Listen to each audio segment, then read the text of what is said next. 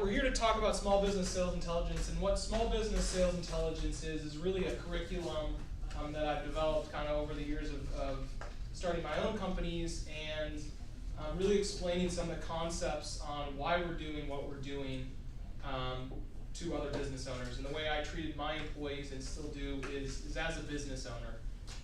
Whether or not they own a stake in that company is affording them the ability to make a salary, and it's important they understand what they, why they're doing what they're doing, not just becoming a cog in the machine.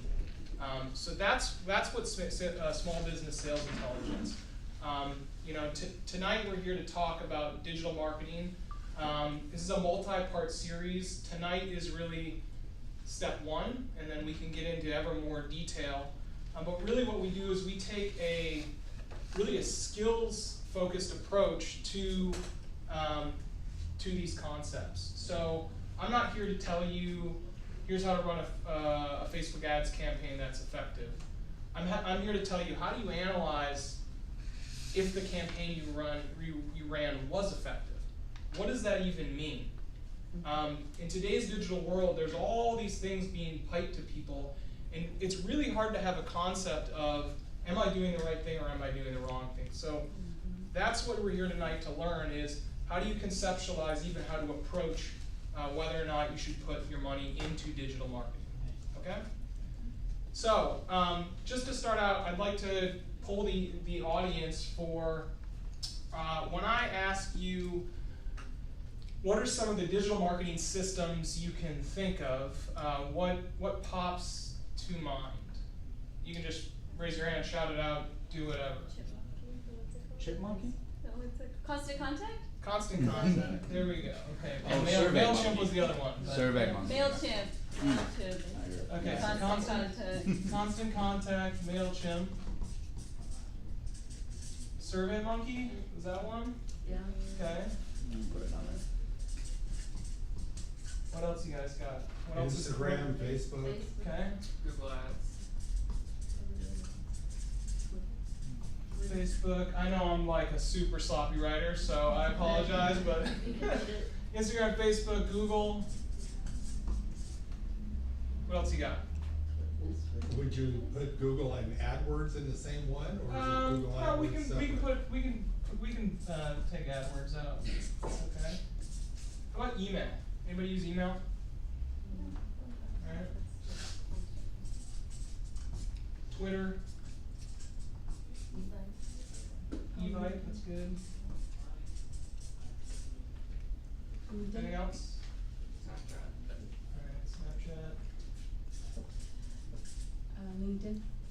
LinkedIn, alright. I was gonna try to categorize these, and then I kind of just started writing, but that's alright.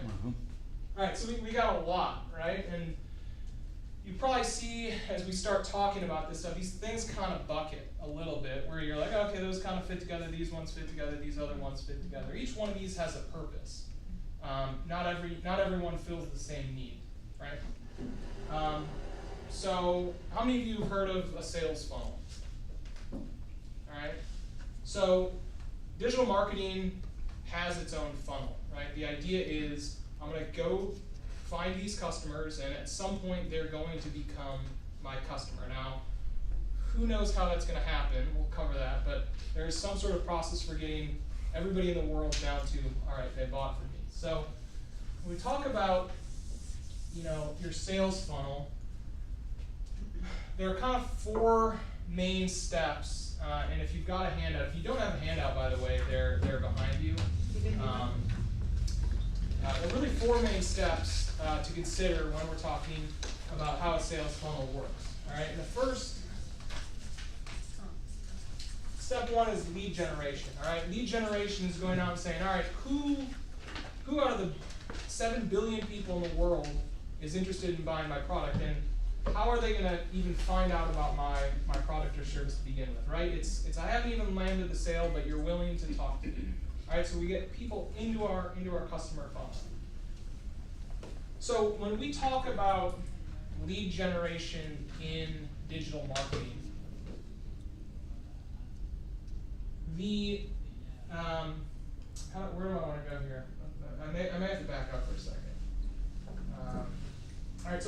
lead generation in digital marketing, the real platforms that we're talking about, the place that really is the start of the funnel for how to conduct yourself in the digital world is really these platforms right here. The social media platforms are what are funneling step one, the highest step in the totem pole. That's really what is causing customers initially to come into your funnel. Okay? So what that does is because that is the opening of our funnel, that really sets up the rest of the metrics and how the rest of the funnel works as we kind of work our way down.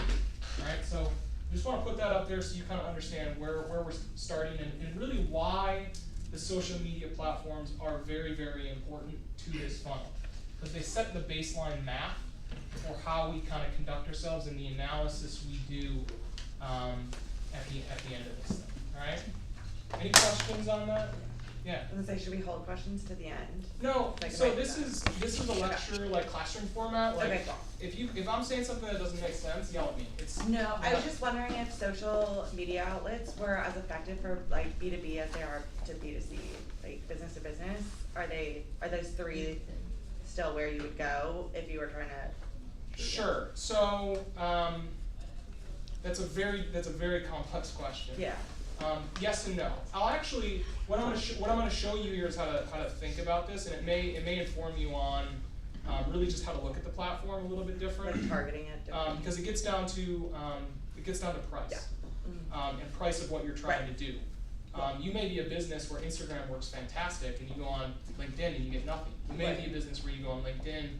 So Depends on your product. it really is business dependent on what you want to do.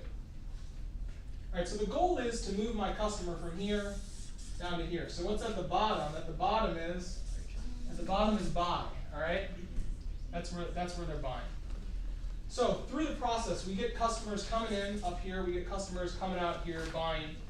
Through that process, there's some sort of loss, right? As I move down the funnel, I'm losing customers. So I need to get as many people coming in here, or the right people, or however you want to think about it. The more people I get in coming in the top, the better likelihood I have people coming out of the bottom.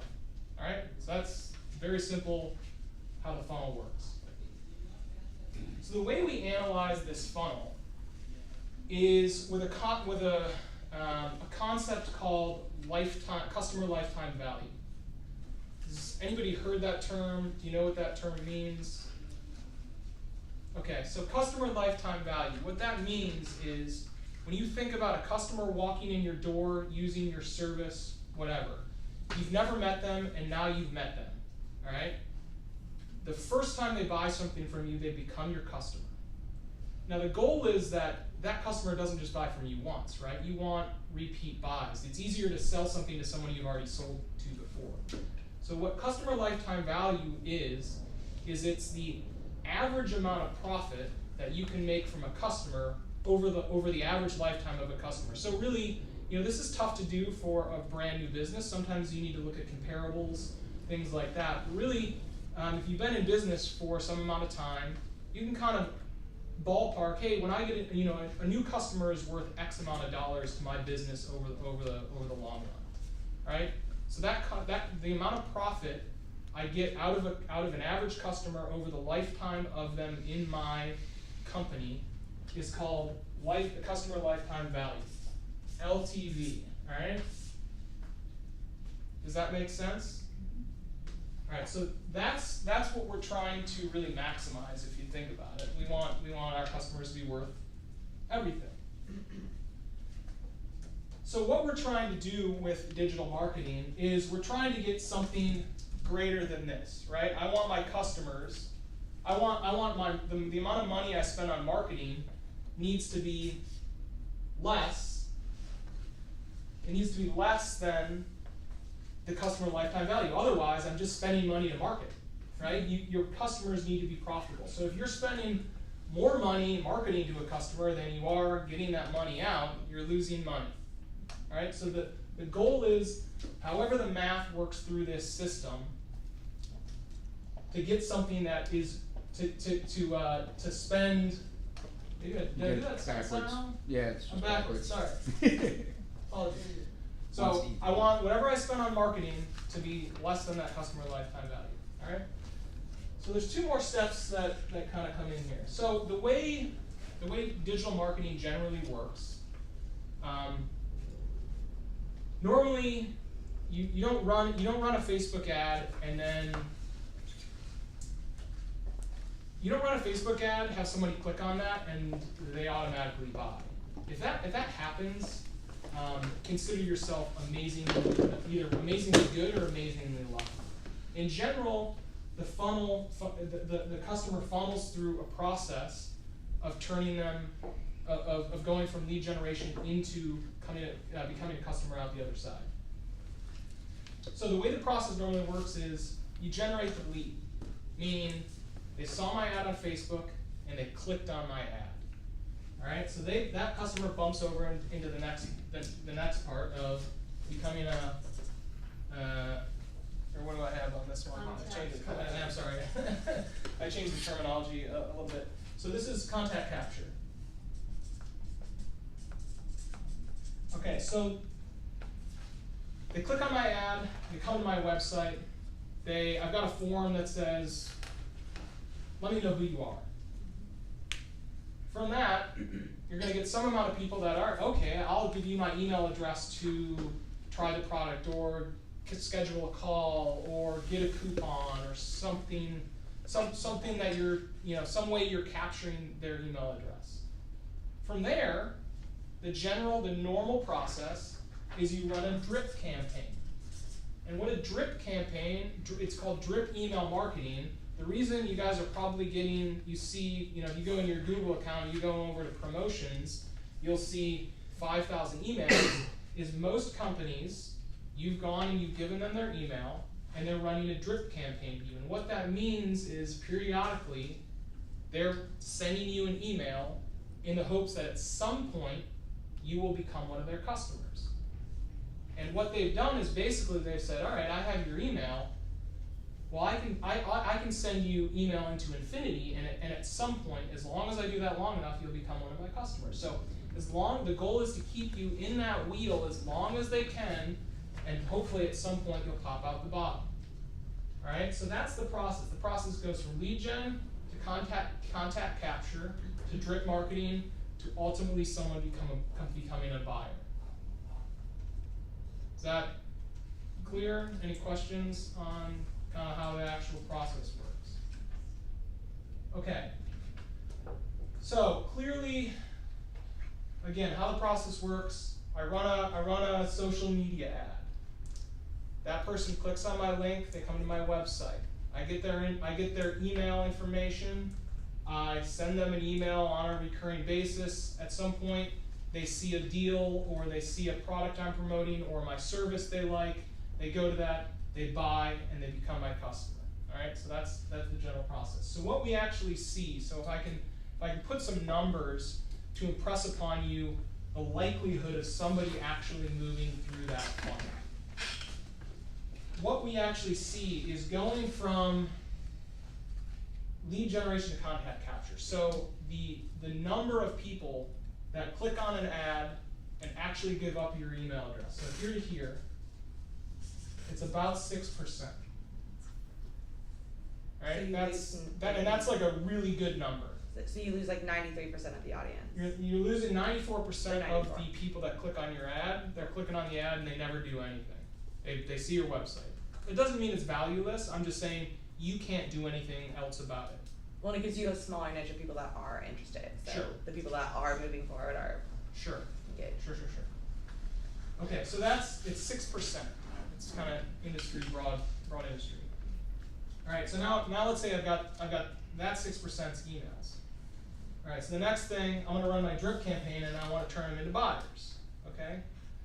So when you run an email marketing campaign, if you think about email, I send you an email, you open it, and then there's like a link that you click on to then go to a website. So there's two different interactions that you actually need to get a customer to perform to make email marketing work. You gotta get them to open it, and you gotta get them to click through to whatever. Or if you're providing a phone number, let's say you're like a brick and mortar and you want them to call you, it's still two interactions. It's open and then call. So the effectiveness of a drip marketing campaign, so going from here to here, so you get about a 20% open. So that means 20% of the emails you're going to send are actually going to get opened. And you get about a 2% click. I'm sorry that this is, I can probably use a different color. So you get a 20% open rate and a 2% click. All we really care about is this 2% click.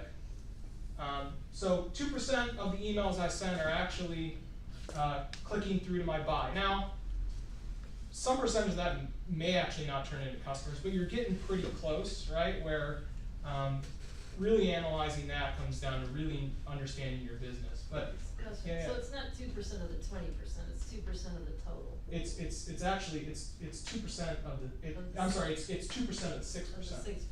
Right. All right. Okay, gotcha. You're kind of going where I'm Yeah. where I'm going. You So. didn't do the math. All right. So when we boil this down to what does the math actually look like? And this is on the sheet. So I'm gonna just write what's on that sheet basically. But essentially, what your math here is.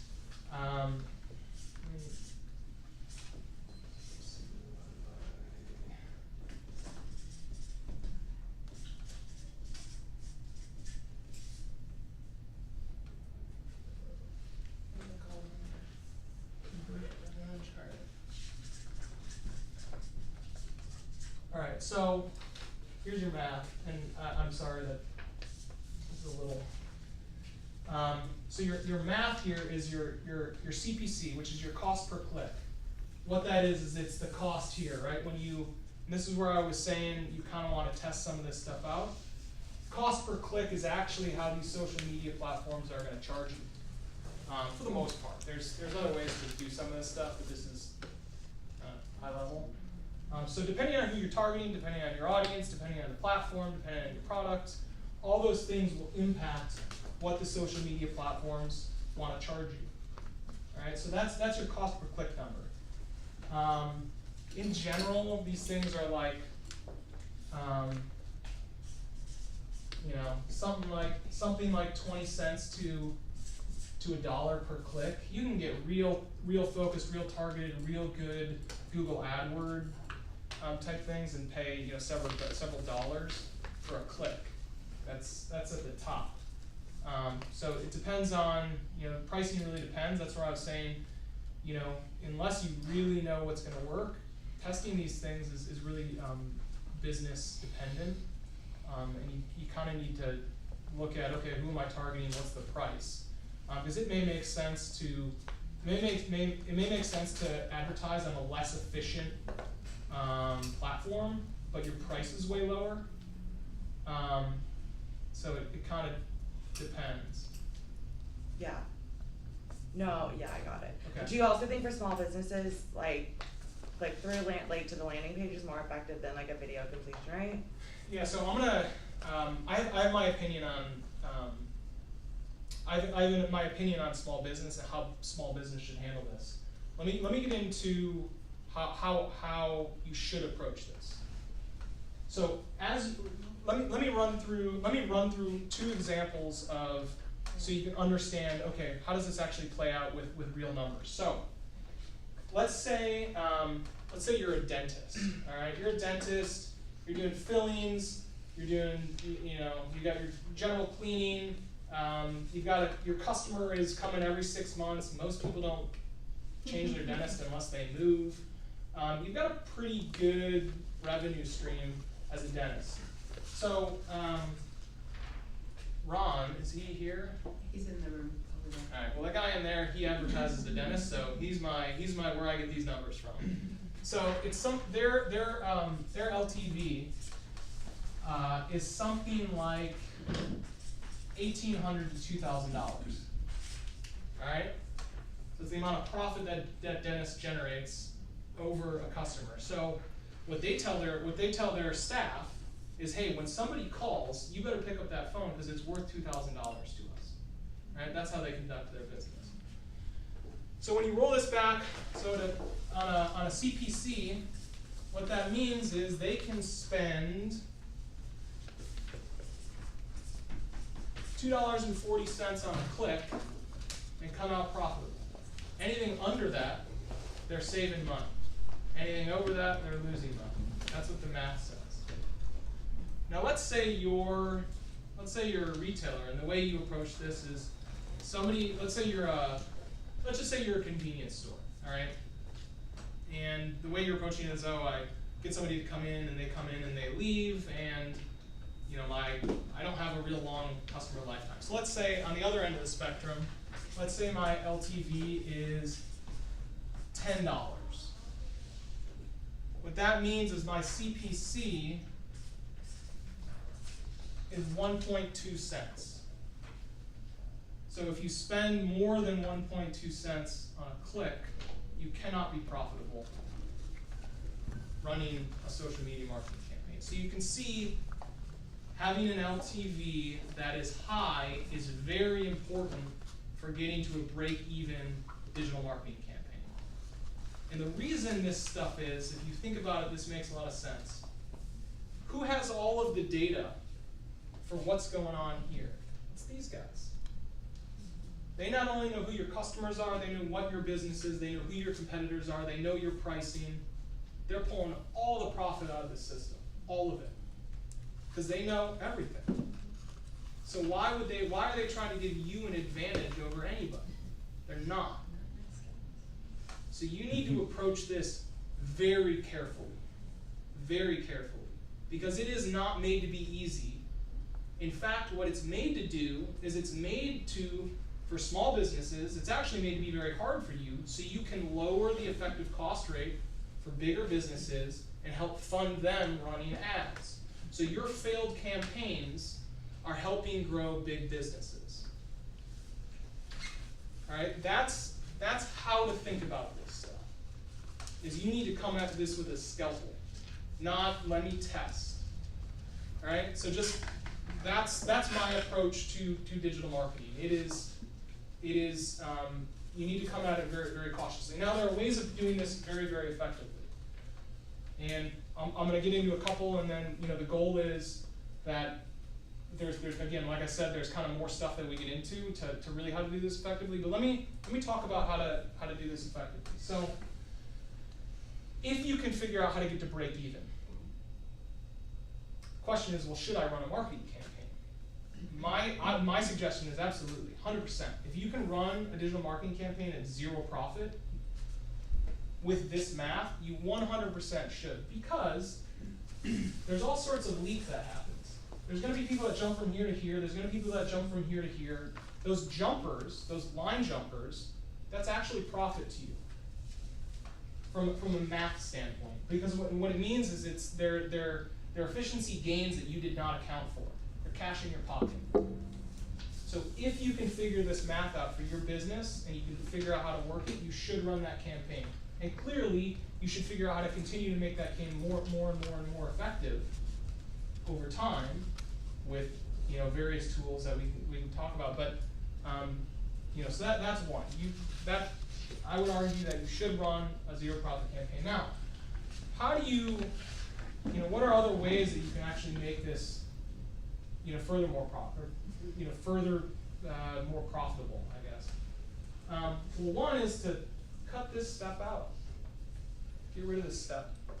Don't pay those dollars in, or figure out how to do that more effectively. It's one of the reasons you see. Yeah, go ahead. Do you feel like lead generating forms on Facebook or LinkedIn increase the amount of leads you receive? Lead generating forms? Yeah, like Facebook and LinkedIn both have ad platforms where you can collect emails directly through the ad instead of sending them to a website link.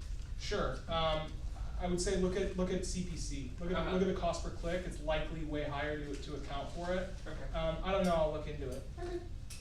But look at the cost per click. It's Okay. probably more expensive, Okay. but I'm not sure. Cool. So one of the ways to make this funnel more effective is, well, don't pay these guys so much, or figure out how to game the system so that you're paying a way lower cost per click.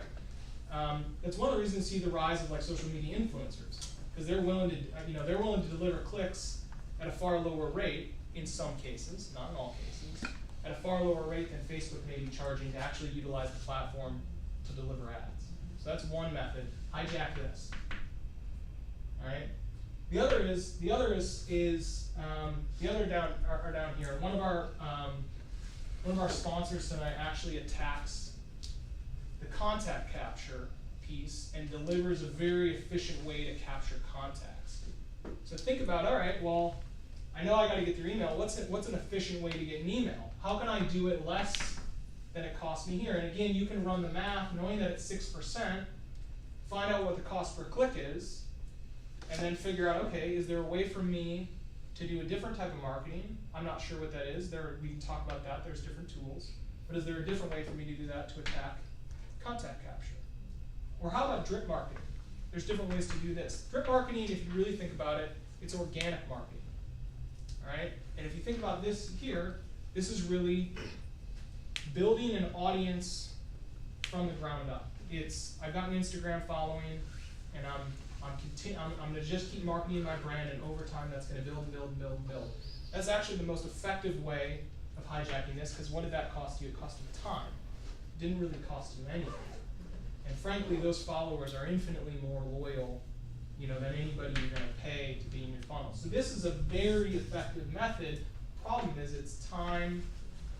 It's not only time in the time you got to spend, but it's also time in, it's time in how long you got to wait to kind of get a customer, but it's also time into generating that content and stuff like that. And for a lot of businesses, they don't want to do that, and it doesn't make sense. And that's I think that's a fair position to be in too. So that's how to think about the funnel and really how to hijack it. You really want to figure out how to slip into these interstitial layers and lower that overall effective cost instead of coming at it from up here. Any questions? I do. So how did you come to this conclusion? Like, did you actually throw money? Yeah, personal trial and error, And then when it didn't work, you started going, hey, what's going on? Is that how you went deeper and deeper? I know the answer to this. Yeah, it's trial and error. When I say you need to be careful, once you're, and this is in some of the text in here, the way to approach this stuff is laser focused targeting. Don't go spend $100 because you're gonna lose $100. Like, you just are. Micro target these things. Figure out what works. It's really about, like, oh, that worked better than this. Let me tweak it. Oh, that worked better. Let me tweak it. It's progressive. If you think you're gonna create something and be viral, it's not gonna work. Maybe it does, but you're lucky. And I choose not to run my business, with luck. I choose to run it. I choose to conduct myself in a manner where I can see improvement, not hoping I throw a dart and it, hits a beat. I don't know. Does that even make any sense? Yeah, whatever. But would you recommend to use a narrow target to have a higher cost per click? Because when obviously the larger your audience is, the Sure. less So money it is. there's kind of two approaches, right? You're either once say your funnel's here, there's two approaches to increasing your funnel. You can either grow it, right? Just grow the whole size. Like for a brand awareness play, just like letting out, because I'm talking about, okay, like I've got a funnel that kind of works. How do I make it work more effectively? Got it. So I need to get more people in the mouth. So how do I do that? Well, I just do what I'm doing, and I just do it bigger. Right? That's one play. Just put more money into it. The other is to narrow that focus and to really make this funnel more like this, where you're a lot more narrow focused, and you get a higher percentage moving through. Is that what you're asking? Well, if Facebook, Instagram, everybody's on those, so you have a wide audience, and you use really specific targeting parameters, it is using a wide base, because you're using a network that has a lot of consumers.